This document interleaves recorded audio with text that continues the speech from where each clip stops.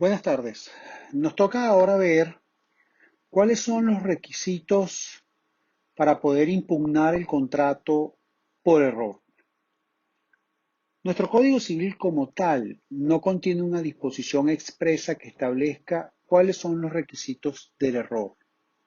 Sin embargo, la doctrina suele establecer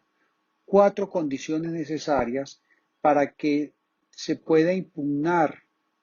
anular un contrato porque alguna de las partes ha incurrido en un error al momento de manifestar su asentimiento. Los cuatro requisitos son: 1. El error debe ser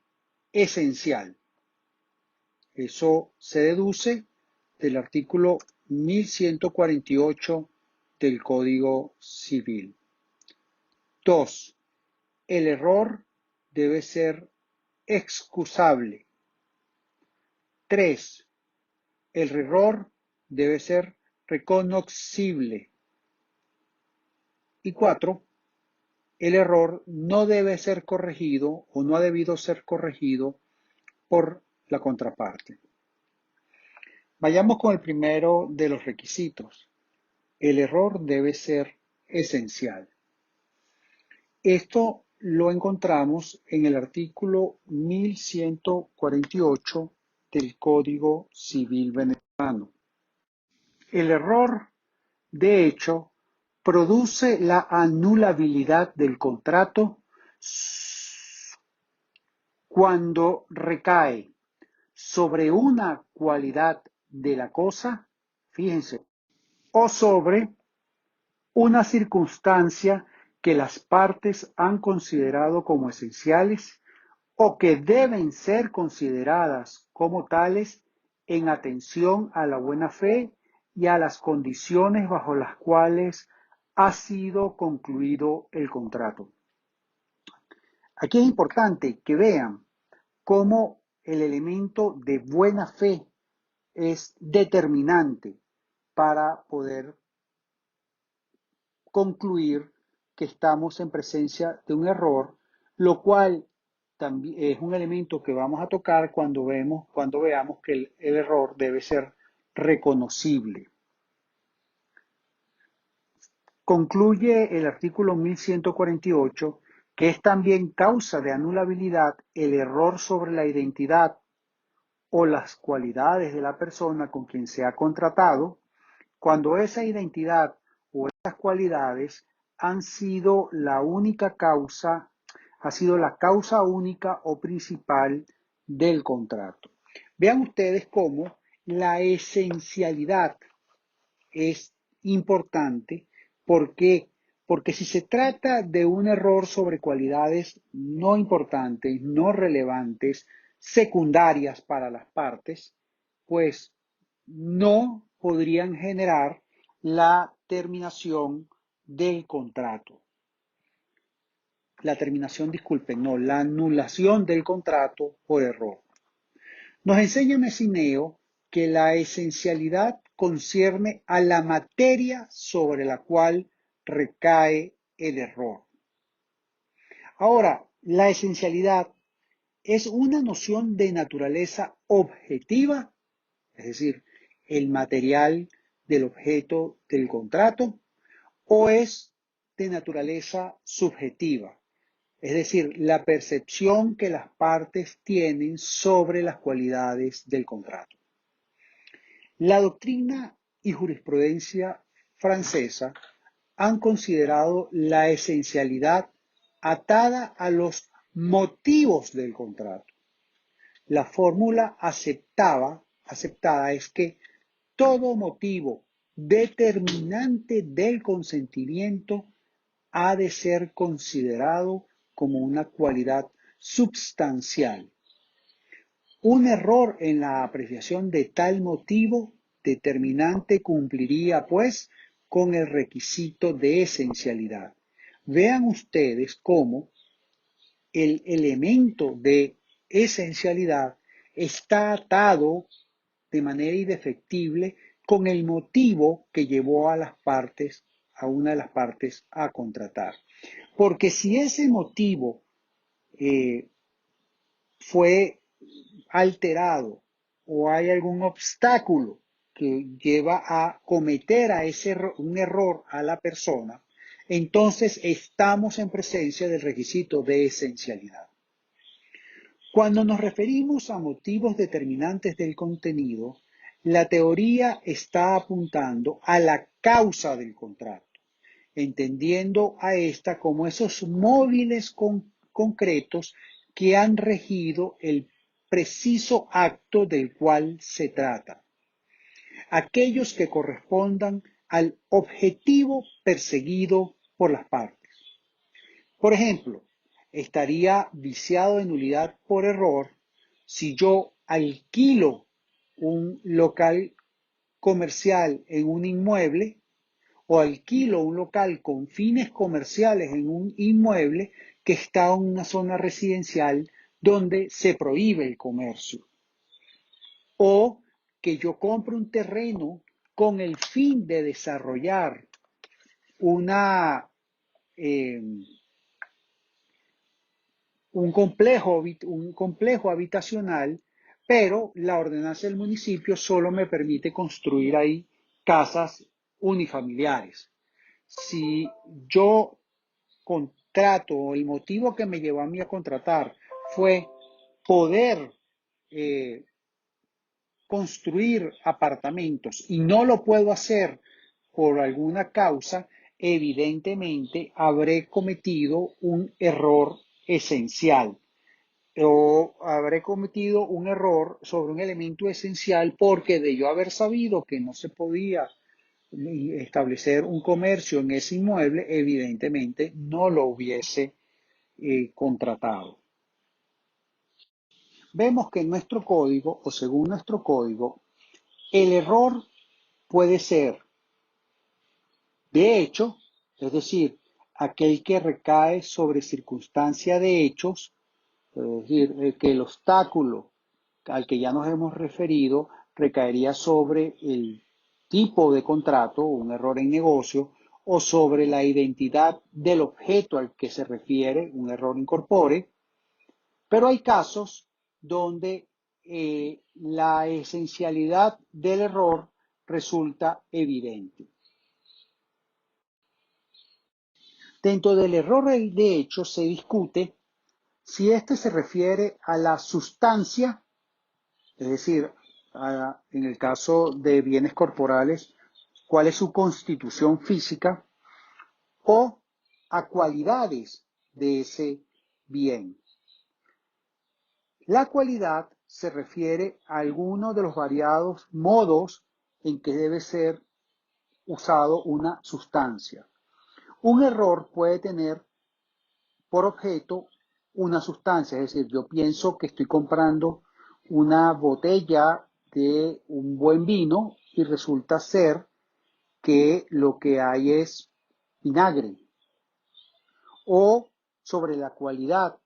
es decir, yo puedo pensar que estoy comprando un vino que es producto de una cosecha muy particular y muy premiada y resulta ser que esa cualidad o ese vino no pertenece a esa cosecha, sino a otra cosecha distinta.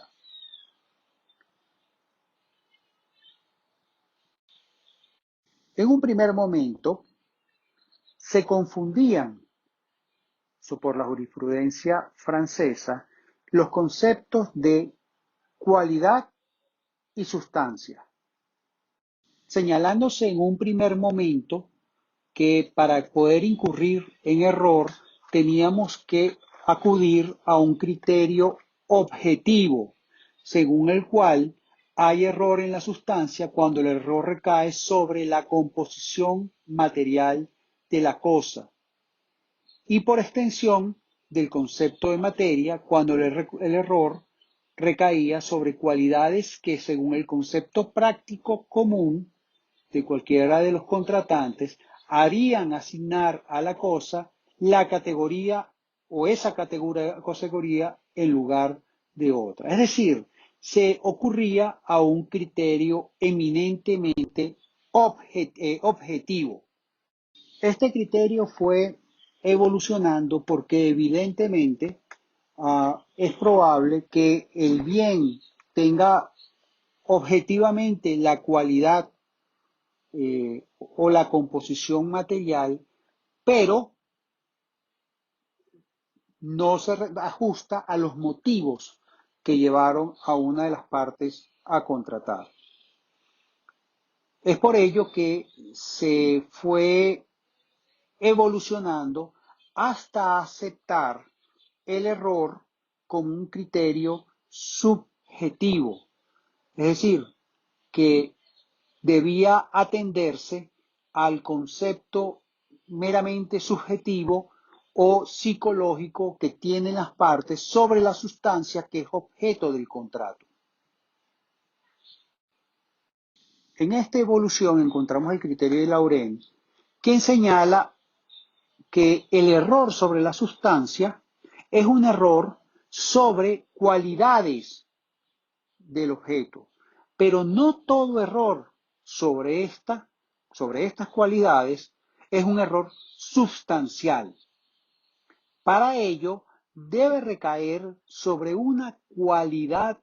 principal y a la intención de las partes que corresponde decidir si una cualidad es o no es principal. En otras palabras, es de la intención de las partes, de ese elemento subjetivo que corresponde decidir a quien le toque resolver la impugnación del contrato por error, si esa cualidad es o no es principal. Es necesario, concluye Laurent, atender a lo que las partes han tenido en consideración al momento de contratar. Fíjense que han tenido en consideración al momento de contratar se refiere justamente a los motivos que llevaron a esta parte a suscribir ese contrato. Esta tesis es aceptada finalmente a finales del siglo XIX, del siglo XVIII, cuando en una sentencia de la jurisprudencia francesa se concluye que el error recae sobre la sustancia misma de la cosa cuando ésta es de tal naturaleza que sin ella una de las partes no hubiese contratado. Fíjense que si esta cualidad que las partes consideran esencial, que es lo que motiva a llevar a las partes a contratar, si alguna de las partes sabe que esa cualidad de la cosa no logra el fin o motivo por el cual está contratando, si lo hubiese sabido, sencillamente no lo hubiese llevado a contratar. Y ahí es como nosotros podemos determinar que estamos en presencia de un error que anula el contrato, tomando en consideración un criterio subjetivo que apunta a los motivos que llevaron a las partes a contratar.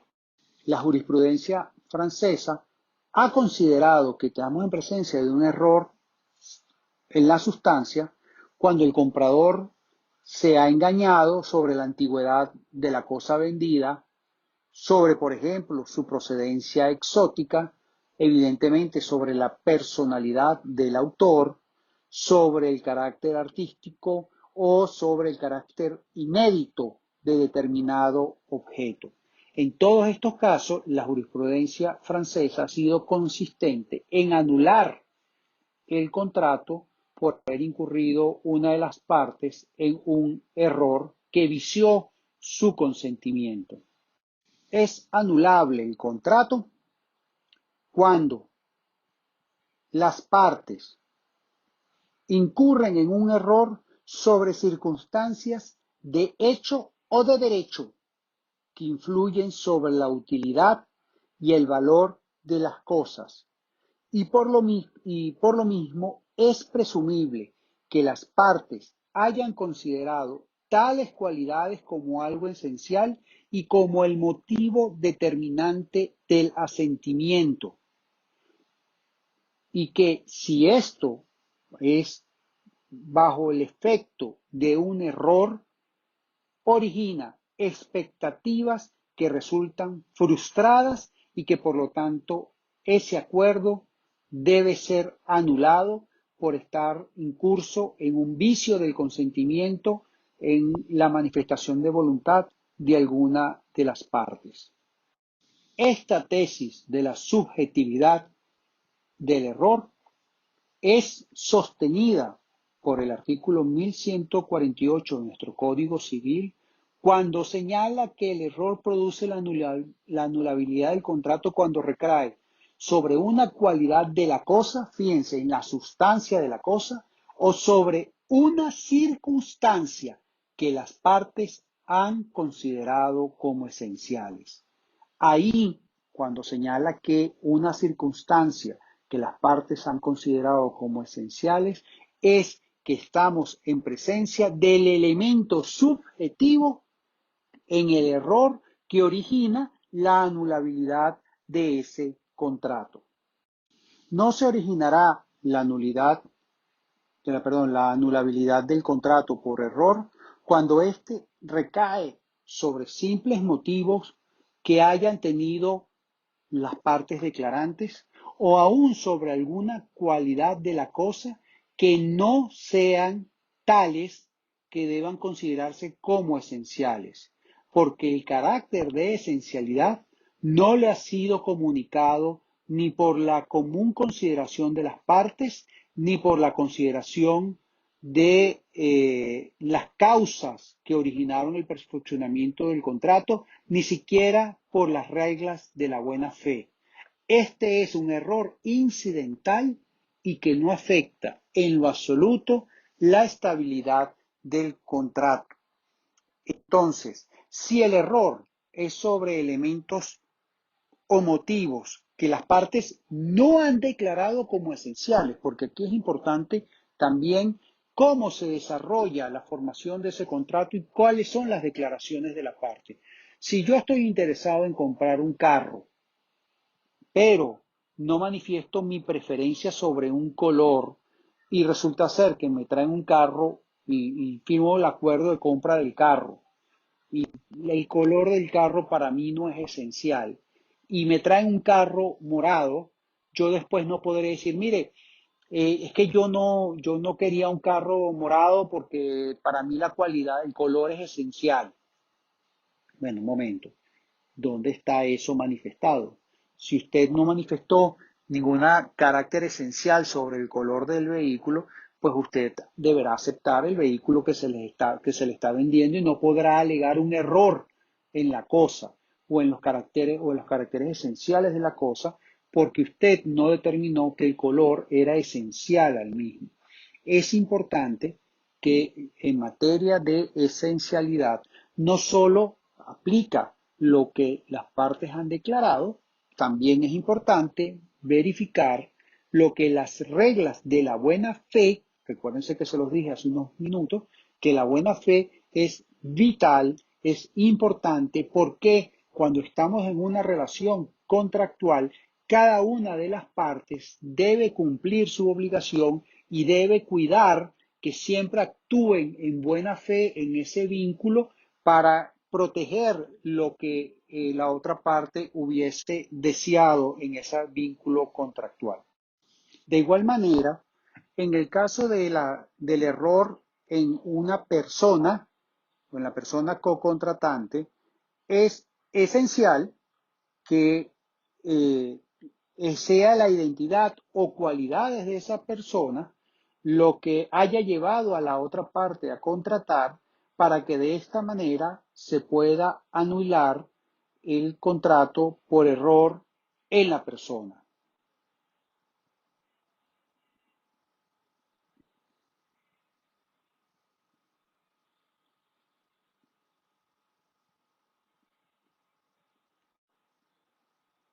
Hay casos donde se presume que esa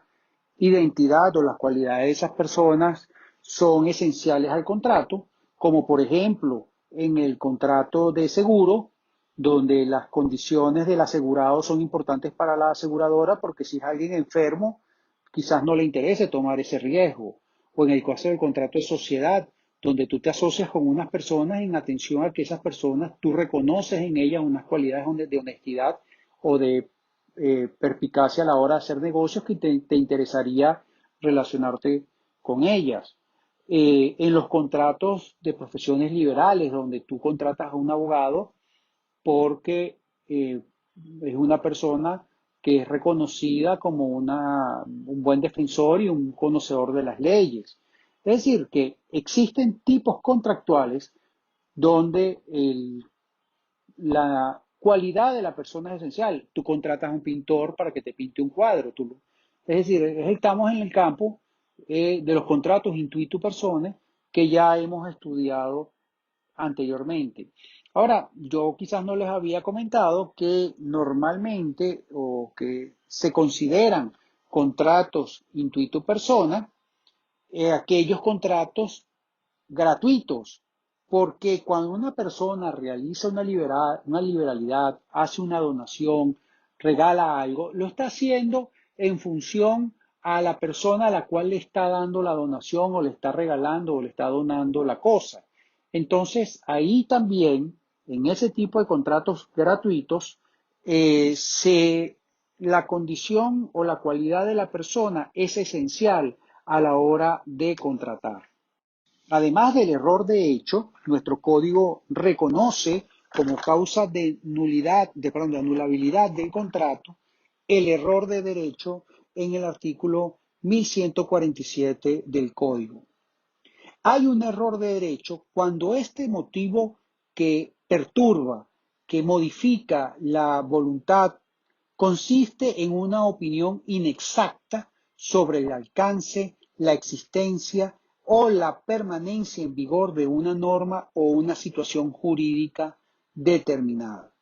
En estos casos estamos ante un claro error de derecho.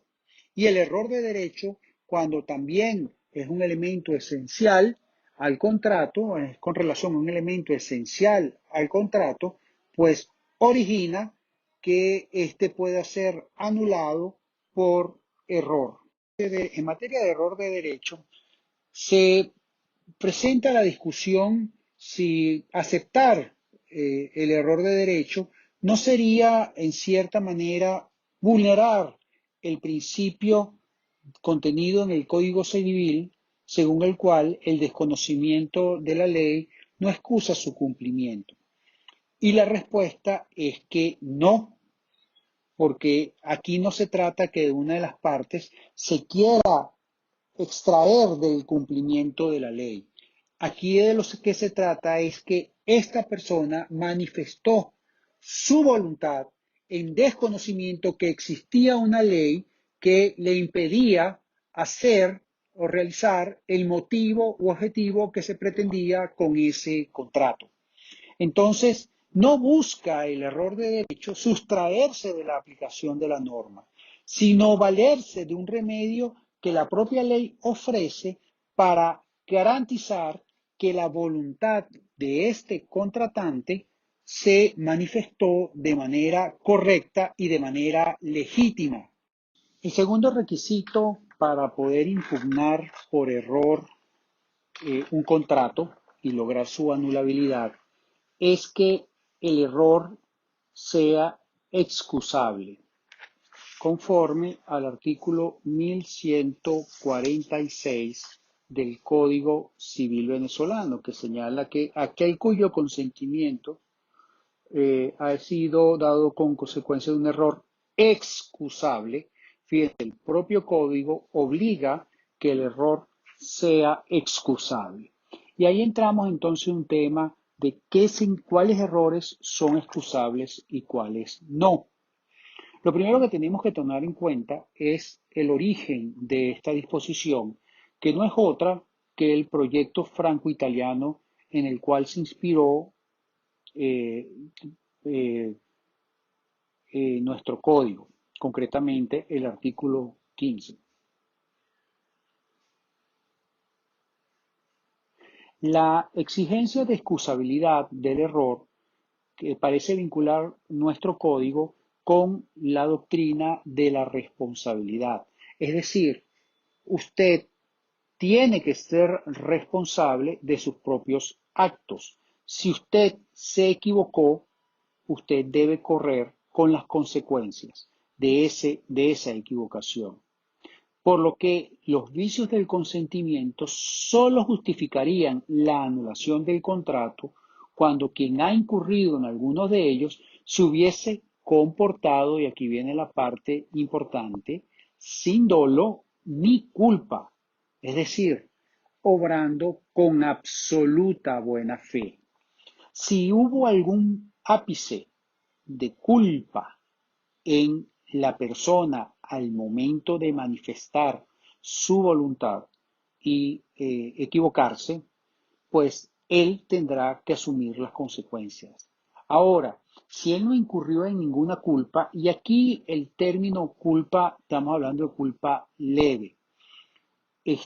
si él incurrió en culpa grave, sí tiene que aceptar las consecuencias de su acto y el contrato no podría ser anulado. Pero si estamos en presencia de una culpa leve o de una culpa levísima y la persona actuó de buena fe al momento de contratar y cometió un error de buena fe, entonces ese contrato podría ser anulado por haber incurrido en error. Ahora, estamos diciendo que existe la posibilidad de anular una convención si la parte manifestó su voluntad y se equivocó, y esa equivocación es excusable por no haber incurrido en ningún vicio por no haber incurrido en ninguna culpa o en dolo en dicha manifestación de voluntad. Entonces surge un punto conflictivo o que podría entenderse que origina eh, una incoherencia en nuestra legislación. Porque si ustedes leen el encabezado del artículo 1149 del Código Civil, se señala que la parte que invoca su error para solicitar la anulación de un contrato estará o está obligada a reparar a la otra parte los perjuicios que le ocasione la invalidez de la convención si el error proviene de su propia falta. Es decir, que aquí da a entender el legislador que incluso con falta, es decir, con culpa por parte del declarante, usted podría anular el error. Entonces, ¿cómo es que el error tiene que ser inexcusable y por el otro lado te dice que el 1149 que usted puede anular un contrato alegando una falta suya? Parecería que existe una incoherencia entre estos dos artículos. Lo primero que tenemos que tener en cuenta es que son artículos de antecedentes distintos. El artículo 1149 no forma parte del código, del proyecto franco-italiano de código, sino que fue una invención de nuestro legislador. No era, y parecería que en los debates para la aprobación de esa disposición fue copiada del código alemán, código distinto, un código civil distinto al proyecto franco-italiano. Y entonces originaría esta aparente diferencia entre un artículo que te dice que el error, para que tú puedas anularlo, tiene que ser excusable, es decir, que no pudiste haber incurrido en ningún tipo de culpa, y por el otro lado te dice que tú puedes anular el contrato si tú cometiste un error que te es imputable, que es falta tuya. Entonces, esta aparente incoherencia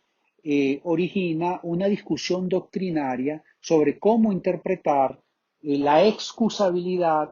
del error o la inexcusabilidad a la hora de pedir o de impugnar un contrato por haberse incurrido en error. Para conciliar esta aparente incoherencia, se ha explicado que la hipótesis del artículo 1149 se refiere a un grado mitigado de culpa que no llegaría a constituir inexcusabilidad,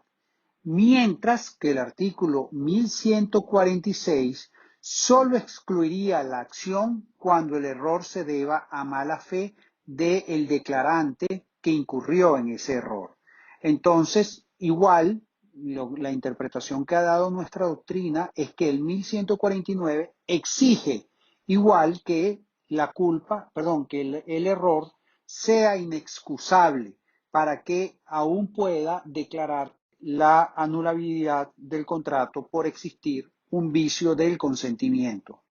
En materia de culpa, la culpa grave se asimila al dolo.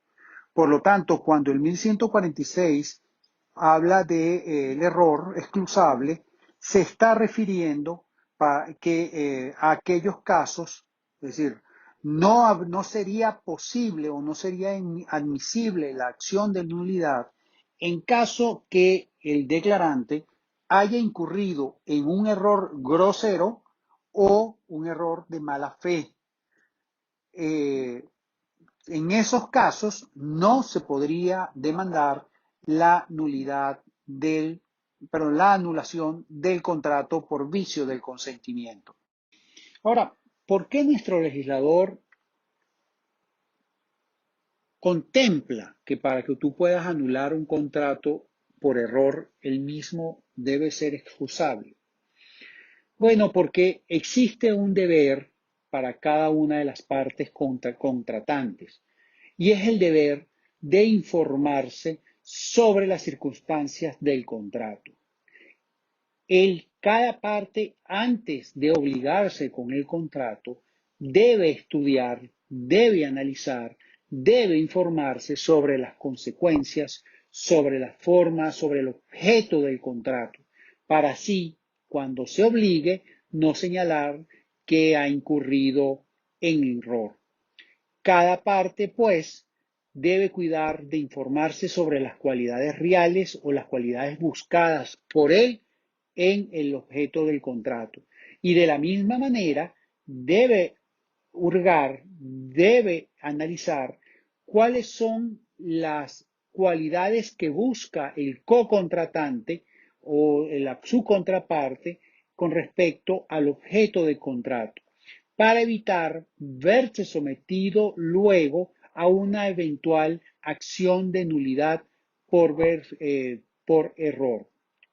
o para que se pueda ver excluido de invocar el error cuando él mismo haya sido quien se ha equivocado. El tercer requisito para la impugnación del contrato por error es la reconocibilidad del error. Se pretende indicar que no basta que el error haya existido efectivamente en aquel que está impugnando el contrato y que no solo ese error sea fruto de su propia torpeza o culpa grave, sino que será necesario todavía que la contraparte hubiera podido percatarse del error que estaba cometiendo su cocontratante. El requisito de reconocibilidad viene a tutelar lo que les he venido diciendo a lo largo de esta clase, y es que la buena fe del destinatario de la declaración errada frente a un error, porque es necesario que exista siempre buena fe entre ambas partes. Y si yo estoy entrando en un contrato o en un vínculo contractual con otra persona y me doy cuenta o me he podido dar cuenta que mi co-contratante está cometiendo un error,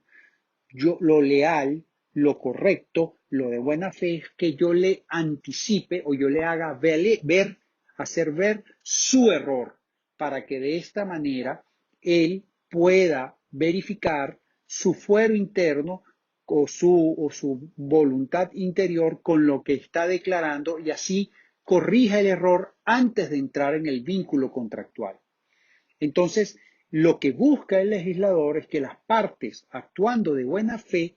manifiesten si ven que la acción de la contraparte, si las decisiones de la contraparte pueden estar siendo originadas en un error de percepción sobre las cualidades o sobre las características de una cosa.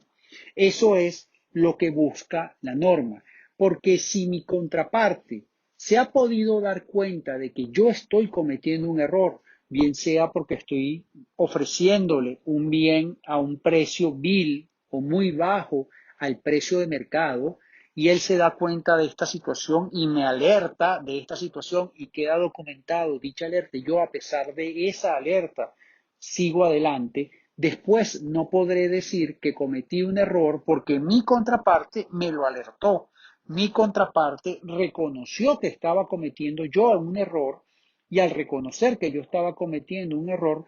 hizo todo lo posible para evitar que ese error se cometiera. Si la contraparte hace esto, entonces después yo no podré alegar que cometí un error a la hora de ingresar o a la hora de relacionarme en ese vínculo contractual.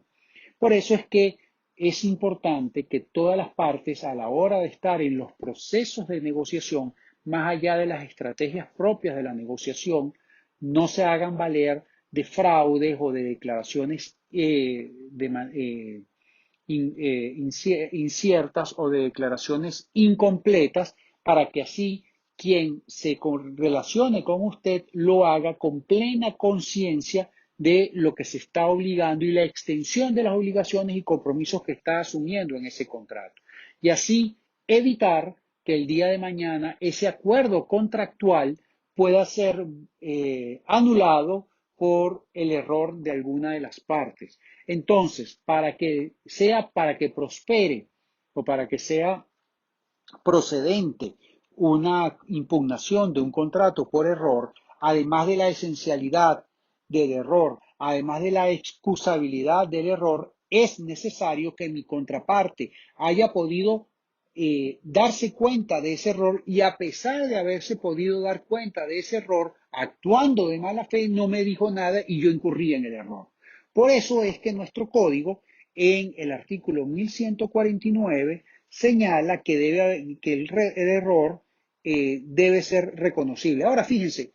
¿qué pasa si la persona está cometiendo el error en su cabeza? Mi contraparte no tiene la manera de saber, o es muy difícil que él haya podido reconocer, salvo casos muy evidentes, que estoy cometiendo un error y que no estoy declarando lo que verdaderamente quiero declarar. Es por eso que es importante o es un punto muy complicado el tema de la reconocibilidad del error, sobre todo tomando en cuenta que este artículo 1149 no es un artículo que se enmarca dentro de lo que es los antecedentes propios de todas las normas que en materia de error hay, sino que este es un artículo autóctono propio de nuestra legislación, y que por lo tanto parecería entrar en contradicción con otras disposiciones que sí tienen como su origen el Código Civil o el proyecto de Código Franco-Italiano. Un aspecto que entra en conflicto o que ha generado conflicto en la doctrina, y que se evidencia con esta la reconocibilidad del error, viene a ser el elemento de si el error, para que sea procedente, debe ser cometido por ambas partes, porque si yo reconozco el error y sigo adelante, eh, bueno, yo no estoy cometiendo error, el que está cometiendo error es mi contratante, o si el error, para que sea impugnable judicialmente ese acuerdo, basta con que incurra una sola de las partes. Y esto a raíz de que si el error pasa desapercibido para mí,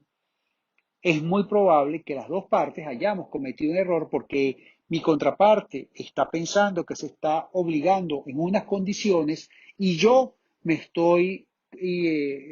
imaginando que me estoy obligando en otras condiciones. El tema es que, para hacer resumidas cuentas,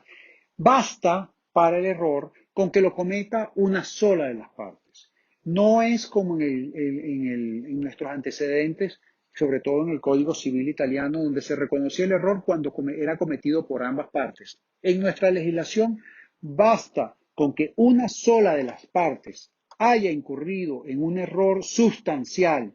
y en un error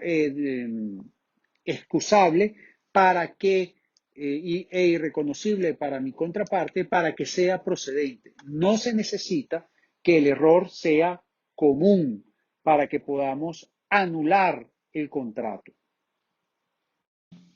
La reconocibilidad hace referencia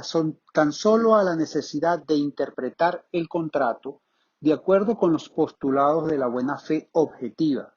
por lo que el error unilateral no conocido solo será relevante a los fines de la impugnación cuando, según las circunstancias comunes a ambas partes bajo las cuales se celebró el contrato, pueda deducirse de los criterios de reciprocidad y lealtad y corrección en el trato que la cualidad respecto al cual el impugnante alega haber equivocado unilateralmente era la cualidad que debía suponerse por ambas partes presentes en el caso concreto. Es decir, que nuestro código en relación a la reconocibilidad y nuestra doctrina reconoce que es posible que el error sea cometido por una sola de las partes, no exigiéndose que el mismo sea o que necesariamente ambas partes hayan cometido error para que se reconozca o para que se anule ese acuerdo de voluntades en el cual una de las partes manifestó su asentimiento por un error en la apreciación esencial de alguno de los elementos del objeto del contrato. Repito, no me cansaré de decirlo, es esencial a todo contrato que las partes contratantes actúen siempre con lealtad y buena fe, porque actuando con lealtad y buena fe se pueden reconocer cualquier tipo de error, se puede alertar de cualquier tipo de error para lograr que se corrija el error y evitar en el futuro un problema de una demanda de nulidad de un acuerdo de voluntades en el que una de las partes pudo haber cometido un error excusable y detectado por la contraparte. Es por eso que se castiga de nulidad o se puede anular si una de las contratantes está actuando de mala fe y no alerta a su co-contratante el error que está cometiendo. A manera de conclusión, la doctrina del error está impregnada del principio de buena fe y la reciprocidad de lealtad que debe siempre existir entre las partes contratantes. Es por ello que rehúsa la anulación del contrato cuando la parte que se ha equivocado es inexcusable, es decir, ha cometido un error que es inexcusable. Y si bien un comportamiento desleal de su cocontratante no es un requisito expreso para la concesión de la acción de nulidad a quien ha tratado con él, es por lo menos evidente que al sancionar cualquier reticencia dolosa, nuestro sistema predica implícitamente el deber del contratante, de quien guerra, de informar, lealmente a este último sobre cualquier falta del objeto o cualidad que él busca en este bien y que erróneamente considera que lo tiene. La buena fe del cocotratante de que incurre en un error supone entonces que debe alertar a su contratante para que evitar que el día de mañana ese error origine la anulabilidad del contrato. Ven ustedes cómo en toda la doctrina contractual y ahora específicamente en el área del error, el tema de la buena fe y la lealtad de las partes al contratar es esencial. Si ustedes están en un proceso de negociación, no traten de dárselas de viveza criolla y engañar a su contraparte, porque eso lo que puede originar el día de mañana es que haya un incumplimiento del contrato o una nulidad del mismo por error en la manifestación de voluntad. La sugerencia es que cuando ustedes entren en proceso de negociación, lo hagan con la verdad por delante y siempre respetando los principios de buena fe y lealtad contractual que deben influir en todas las decisiones de los contratantes en un negocio. Siempre la buena fe y la lealtad son premiadas por nuestro legislador y serán premiadas por un juez que eventualmente revise el contrato. Si ustedes alertaron del error que estaba cometiendo la otra parte, ya no puede alegar que es inexcusable. Sí, porque si ustedes lo alertaron y él igual lo cometió, deja de ser inexcusable y deja de ser excusable y es absolutamente inexcusable que a pesar de haber sido alertado sobre el error, él siguió adelante. Ya con eso deja de ser un error y se convierte evidentemente en dolo o incluso en culpa grave, porque si ustedes le dicen que está cometiendo un error y sigue adelante, es porque la persona el día de mañana no, va a tratar de salirse de ese contrato a través de una nulidad.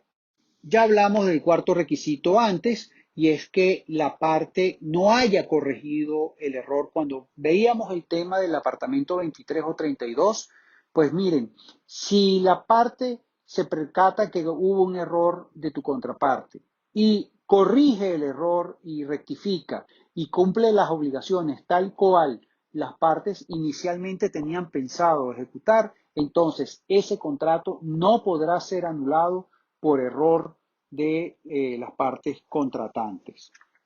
¿Cuáles son algunas consecuencias del error? Bueno, eventualmente es posible que quien haya impugnado el contrato por error, es decir, que quien haya cometido el error pueda verse obligado a indemnizar a su contratante cualquier daño y perjuicio que ese error le haya podido originar.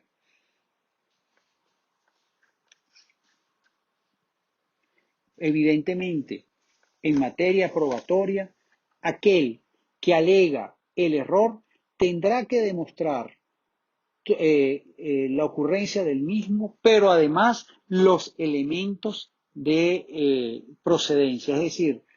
deberá demostrar que se trata de un elemento esencial del contrato, deberá demostrar que ese elemento esencial del contrato o esa percepción equivocada se debió a una situación totalmente excusable y que la otra parte no ha podido percatarse de ese error, perdón, ha podido percatarse de ese error porque el mismo es reconocible. Y finalmente, la parte a la cual le es demandada la nulidad podrá demostrar, podrá enervar esa acción si demuestra que corrigió su conducta para ajustarla a la conducta que originalmente tenían pactado las partes y que por lo tanto la nulidad de ese contrato por error debería ser improcedente porque ya se corrigió el error. Con esto terminamos el tema del error.